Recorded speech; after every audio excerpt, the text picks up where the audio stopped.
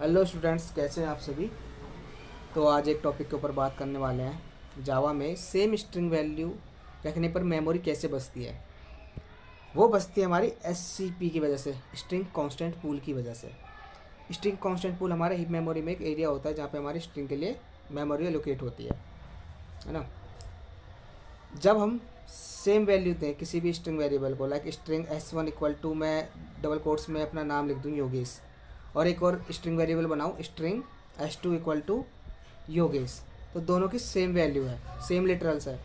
तो दोनों क्या करेंगे हीप मेमोरी में, क्योंकि ऑब्जेक्ट है है ना, तो ऑब्जेक्ट है तो हीप मेमोरी में जाएंगे। हीप मेमोरी में एक अलग होता है स्ट्रिंग कांस्टेंट पूल, उसके अंदर हमारा सेम मेमोरी को लोकेट करेंगे, एक सेम मेमोरी को पॉइंट करेंगे दोनों, क्योंकि सेम वैल्यू है।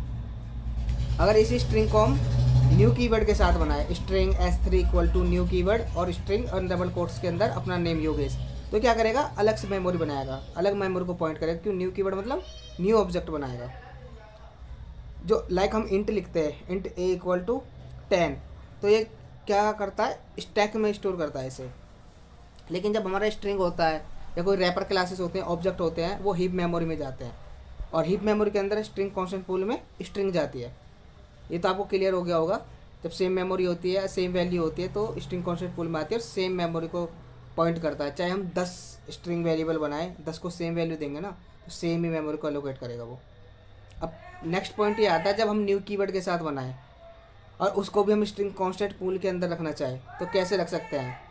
ये आप पढ़िए, कहीं से पढ़िए, यूट्यूब से, गूगल से, चैट जीपीटी, कहीं से भी यूज़ करके बताइए। अगर हम किसी न्यू कीवर्ड से कोई स्ट्रिंग इनिशियलाइज करें और उसको हम स्ट्रिंग कांस्टेंट पूल के अंदर रखना चाहें, तो कैसे रख सकते हैं।